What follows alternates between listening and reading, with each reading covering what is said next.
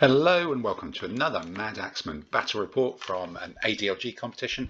This one is from, as you can see here, the second Kegworth Codgers midweek challenge, which took place in October 2025 in the glorious surroundings of the Kegworth Hotel and Conference Centre, just moments off the M1, roundabout junction 23-24. And this event was themed for kind of late feudal period, and it was tied around the fact that Kegworth Church was built between 1200 and 1300 AD. So hooking on to kind of the dateline and the ecclesiastical aspects of it, it was a sort of Christians versus Muslims, picking armies that would have fought in and around that time, in and around Europe, and either sort of Christian or non-Christian forces, which gave quite an interesting mix of lists to choose from. And let's have a look at the list which I took for it, for this particular competition. So given I was the organizer, I was looking for a list that would help balance out the rest of the lists in the competition. The majority were coming in on the Christian side of things, a lot of late Byzantines, a lot of feudal Spanish, things like that. So I picked up a Berber army, which I'd used a Berber army and Berber army list in a competition in Alicante some years ago and done very, very well. The version I'd used in Alicante didn't fit in the date line for this competition, so I ended up with a slightly different version, but it was very, very similar really. Looking at this kind of structure, you've got one huge command with a brilliant commander doing quite a lot of stuff. We'll come back to that and look at it later.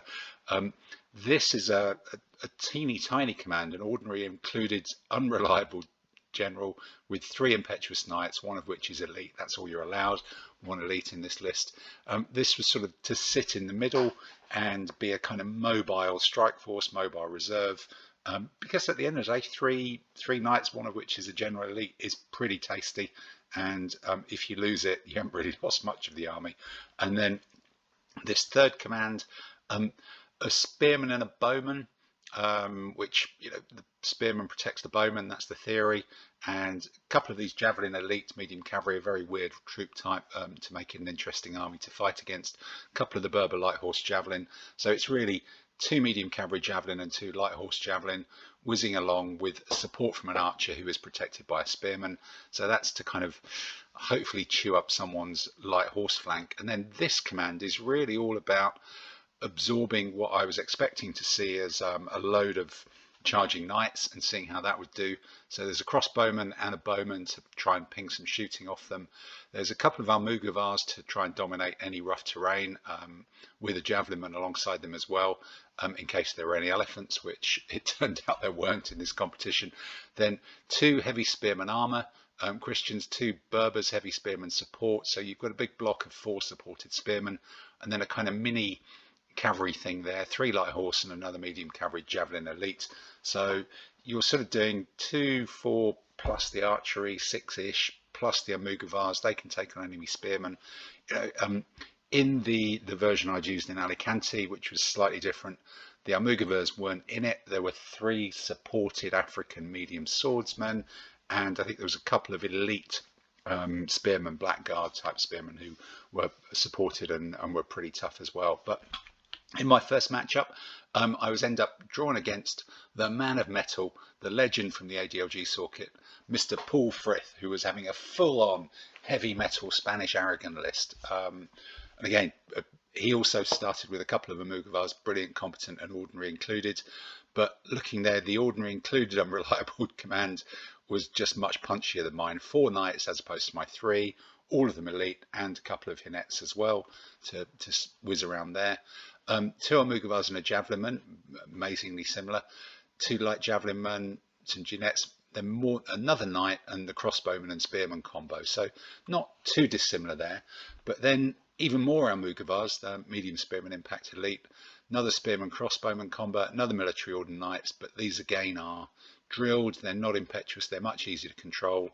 It allows this army to put 6 knights together, elite, all in one block, 2 of which are controllable, support them on the flanks by the spearmen. So whereas my army was designed to absorb a knightly charge, this and dick around on the flanks, this is designed to deliver it and control the flanks and the terrain, which made it kind of an interesting matchup, particularly as the Spanish and the Berbers were historical opponents. So let's have a look at the battlefield and see if we can see what happened in the game. We'll see if I can see what remember what happened in the game. So here we are on the sandy table. There's a plantation here, a vineyard. Looks like another vineyard there on Paul's side of it. There's the black metal t-shirt. There's a lot of metal stuff going on here.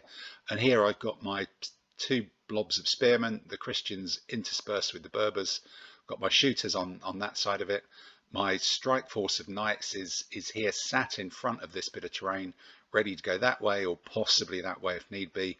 My kind of dicky about command, this is the spearmen and the bowmen, plus the two javelin cavalry and a couple of bits and pieces are over here, thinking that they can either put pressure around the back of this, or if something comes around they can try and bottle it up.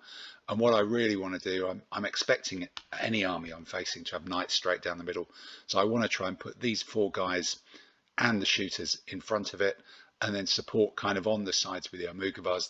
They could rush off there if they need be, but suddenly my army looks a little bit small and these guys are probably doing some screening instead.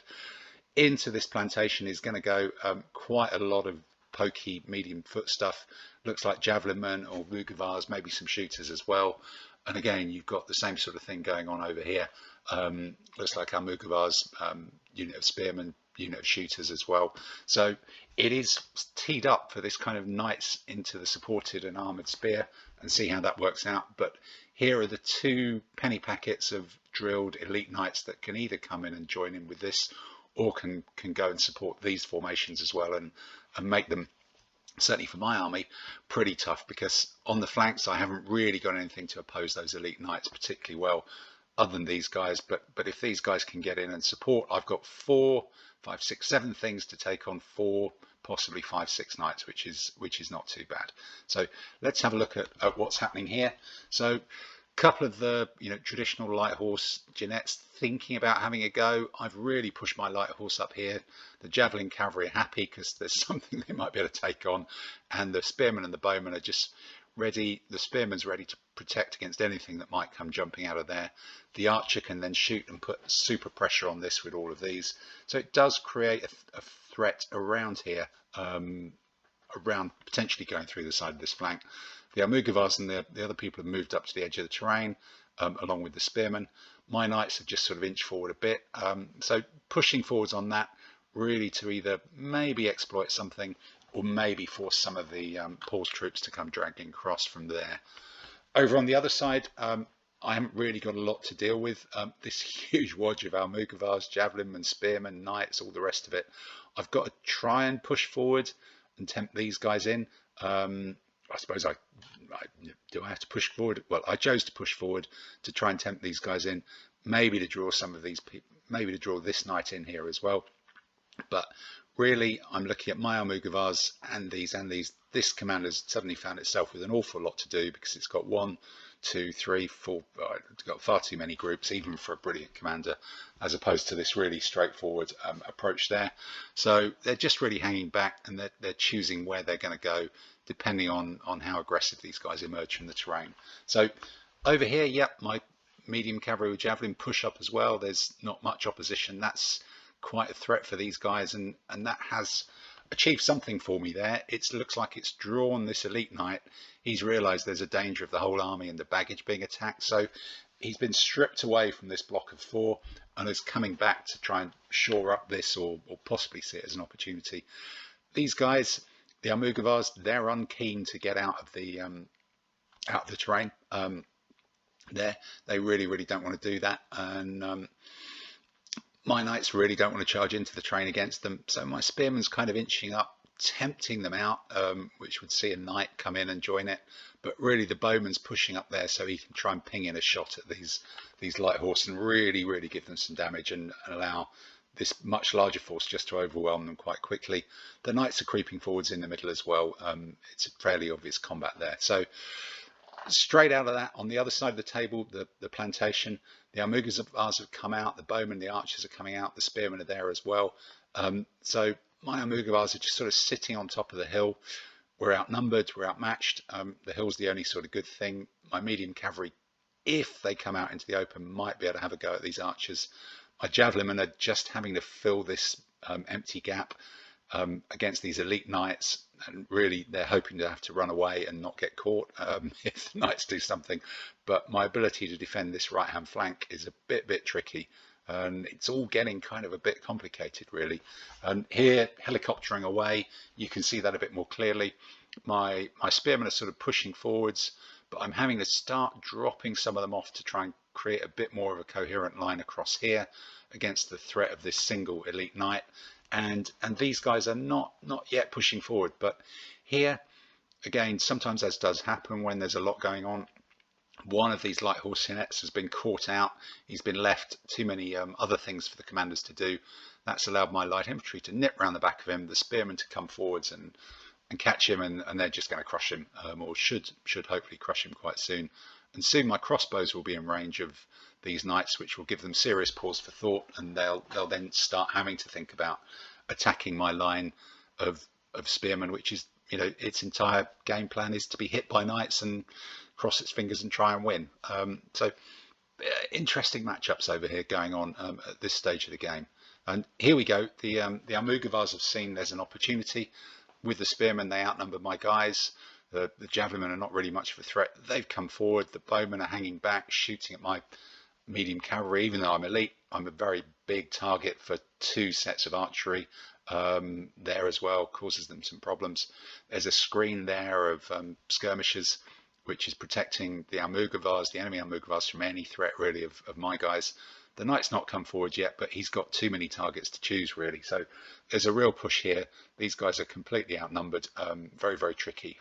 It's difficult to see what's going on at this sort of pause in the game. Over on the other side, you can see that the that elite knight, the military order, has in fact been drawn all the way through there. He's come in, interposed himself. The genets have fallen back. He's sitting there facing off to my guy, my elite javelinman. But that has allowed me to get the bowmen shooting at him, elite javelin cavalry and support. That's a +2. So there's a pretty good amount of firepower coming in on this guy. If he can coordinate with those two, he's probably better than this. If he gets shot, it starts not to be.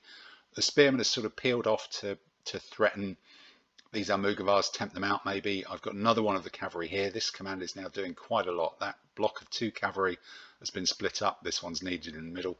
So there's a lot of messing around here in this side of the table. And over on the other side, you can see the enemy have just gone in. Spearmen, Almogavars. In fact, this might be me. Yes, it looks like me coming off the hill. Really looking at the opportunity to try and take on these spearmen with an overlap before this knight gets in.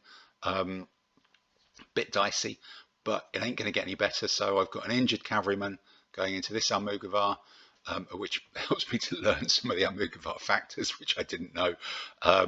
They've got an overlap on it, so it's not great. My Almogavar against Almogavar, and then my Almogavar with an overlap against the spear. This is my opportunity.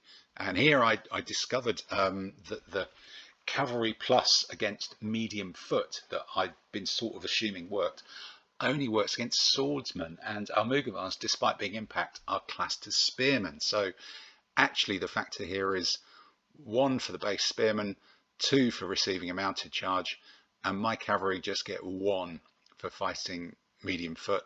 They don't get that extra plus for fighting medium swordsmen, because these guys are not swordsmen.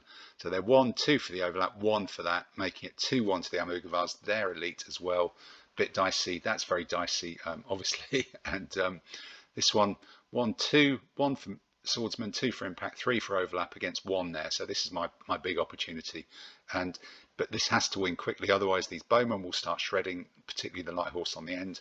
And as soon as he charges, this overlap's gone as well.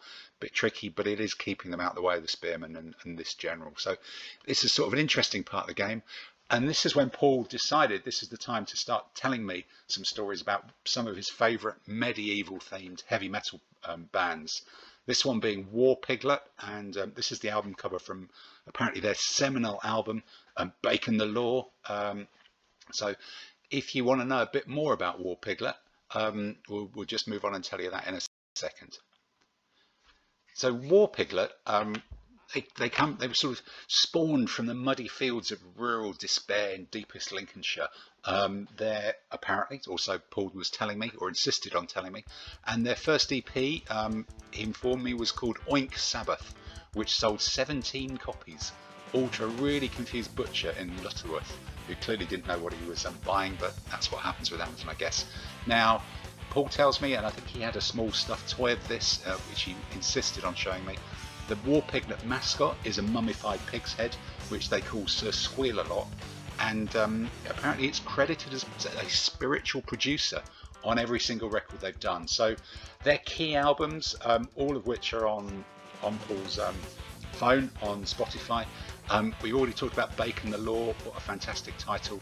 There's also The Trough of Doom and Oink Sabbath, which I think was more an EP, to be honest. It looked like it only had four tracks. Now, I did a bit of Googling myself about them as well. Not that I was particularly interested, but I did do a bit of metal Googling. And the fun fact I discovered about War Piglet was they were once the subject of a 3-page profile in The Guardian after they declared war on PETA. That's the People for the Ethical Treatment of Animals Association, which apparently is something they did for publicity reasons. Whether that was good publicity or not, I'm not sure. But here you go. Let's just listen to a bit of, you may have heard it in the background, let's turn it up now, a bit of War Piglet.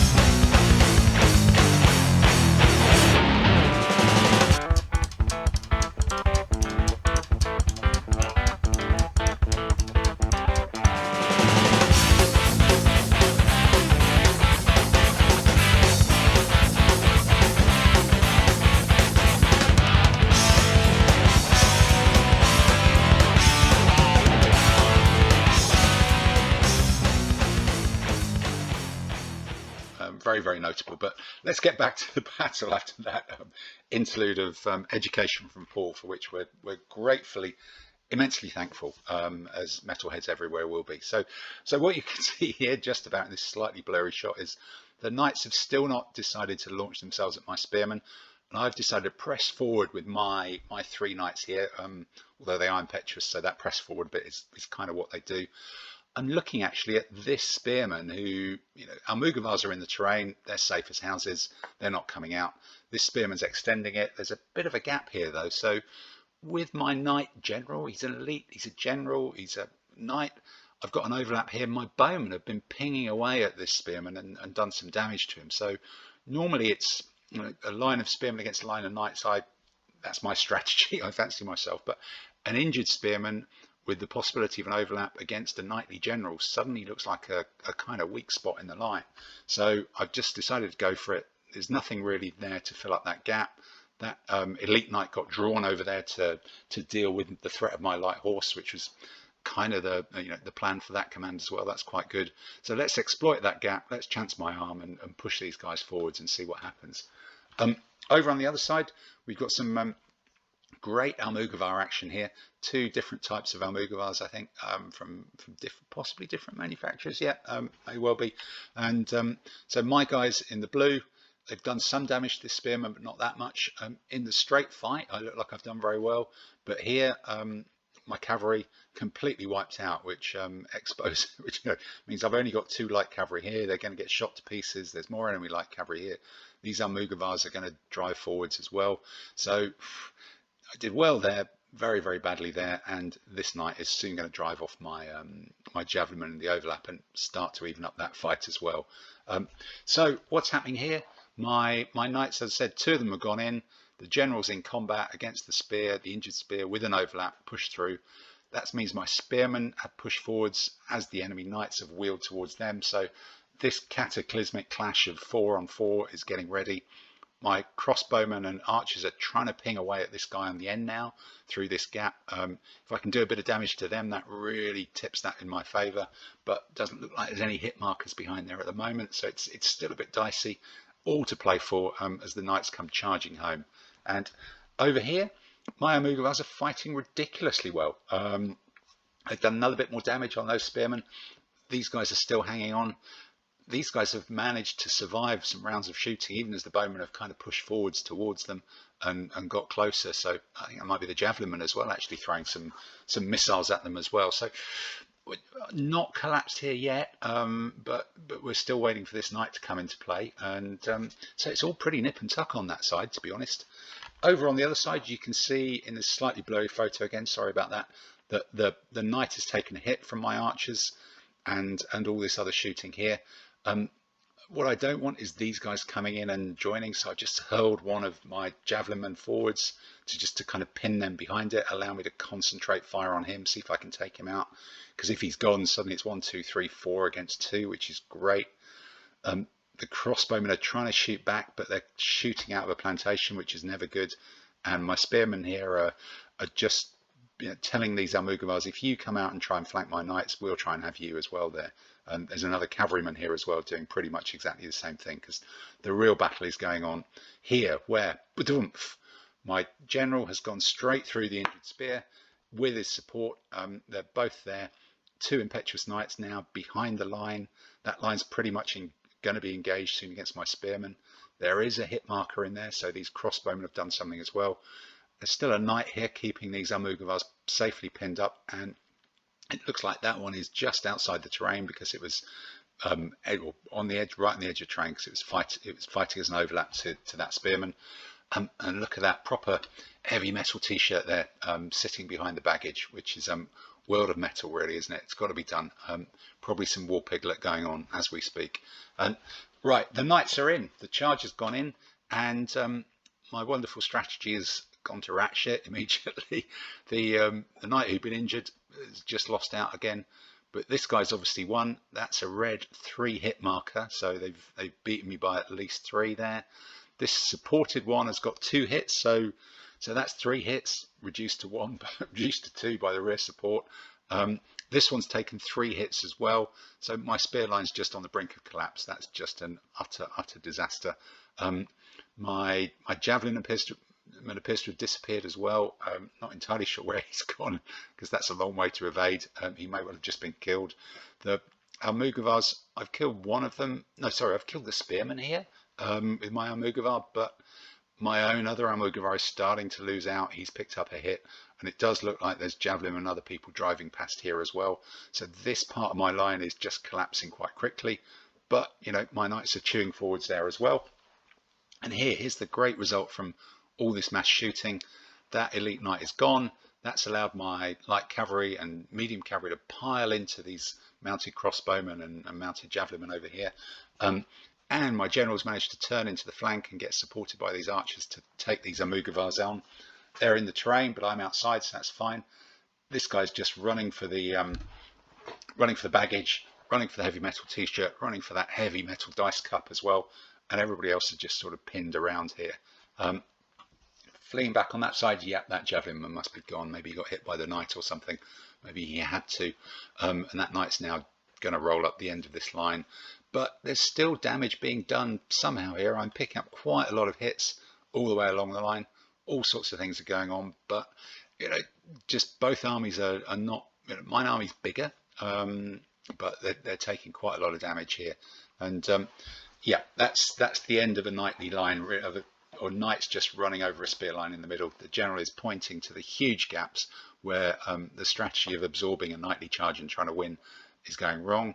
More light horse are coming to try and rescue their baggage, prevent that happening, but there's still some hits being taken across the piece. And then, so as you can see, I've driven off, killed the light horse there, killed the knight, and all this side of my army is completely undamaged. There's a lot of damage in the middle to my army. There's kind of a bit of a swap on the other side. And with that, with sort of a very, very narrow margin, that just tips over the slightly smaller heavy metal Spanish army, and almost by sort of weight of numbers and pushing through on an area and causing casualties where almost without reply over here, and running over those spearmen and Almugavars in the middle with the knights, just separating these out, teasing them into separate bits and mugging them with some uninspiring but sort of decent looking parts of my army. I've just managed to tip the Paul's army into defeat just before mine collapses. This means war.